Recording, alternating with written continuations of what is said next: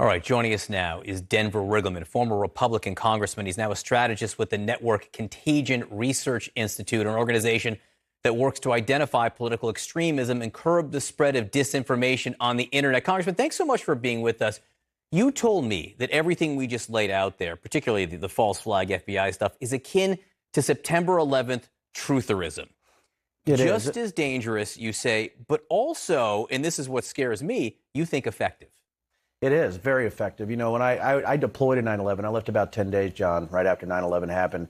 I remember coming back in about 2003, 2004, when I was at NSA, is when we saw a lot of the 9/11 trutherism type of theories come out. And when I saw the FBI thing from Tucker Carlson, and now I'm starting to see DHS is starting to be mentioned with the FBI and some of these conspiracy theories, it's the exact same playbook. And that's to make up that it's a false flag, that there's some kind of internal thing going on in the government.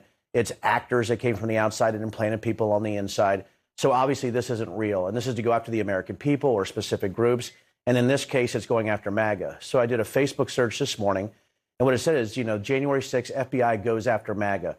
It says people say legitimate questions. We have to find out, right? And when you see these type of things, even on Facebook this morning, and you do those searches, that should scare the hell out of people, right? That this is something that's very effective.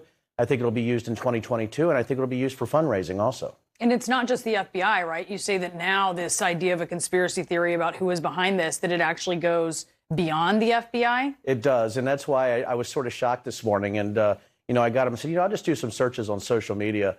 And it said FBI and sort of cahoots with DHS. And I think what you're going to see is now this is going to be an entire law enforcement false flag instead of the Antifa false flag that we saw. And John and Brianna, you saw at the beginning when they were talking about those questions in the March hearing. We knew 3 to 4 days afterwards that there were about 7 white nationalist groups that were involved. This was not Antifa. This wasn't the FBI. This isn't DHS. This isn't BLM. This was far-right activists. This was groups like the Proud Boys and the Oath Keepers, right? And those are the type of individuals there, and QAnon believers. That's who sieged the Capitol. Congressman, what do Fox entertainers, what do some Republican members of Congress, what do they get out of spreading this crap? You win your primary. And, you know, when you look at polling or you look at fundraising and you look at this type of hyperbolic language that's very effective in raising money. And if you look across the spectrum, even the first quarter, you see a Marjorie Taylor Greene raising $3.2 million. You see a Matt Gaetz raising $1.8 million. This is a very effective for the base. And, you know, I was talking to Brianna before we went on air, is that it's even people in my district. I was looking at Republican committees, and they're automatically saying, well, there's legitimate questions here. We have to answer these questions. Was the FBI involved? And these are the same committees that Republicans have to answer to. So if the base is believing this and you think that's how you win an election, the truth doesn't matter. And that's what I've been screaming about, is that facts have to matter as representatives for the American people. When you look at this, and it's really a system of disinformation that is enabling this, but what is the biggest culprit? Is it, you know, right-wing media that is perpetuating this? Is it lawmakers, many of whom, and you know this for sure, your former colleagues, they know that they're lying? Is it social media? You know, what is the biggest culprit here?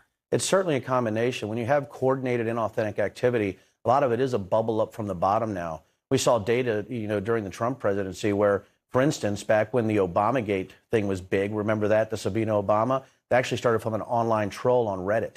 Right. So my guess is Revolver, right, when they reported that the FBI, you know, on 1/6 infiltrated this based on some ridiculous definitions. Right. And by God, you know, who wants to go by real definitions? Right. When they saw that, they said, hey, this could be a story. So you probably had a bubble up from the sort of the dark corners of the internet up to Revolver, which is a ridiculous, you know, rag, all the way up to Tucker Carlson with his millions of viewers that push this. So it's a combined ecosystem. And that ecosystem is about follow the money. It's about power, but it's about winning elections. And again, if we're at that point, right, if politics has now gone into where you have a fantasy-based way of doing business, we're really in trouble, because now you have a party that's not based in reality or fact when you're having policy discussions. And instead, they're going to be running on 1/6, Antifa, false flags, or any other ridiculous conspiracy theory that you have out there. So Congressman, what do you do about it? I mean, what can be done?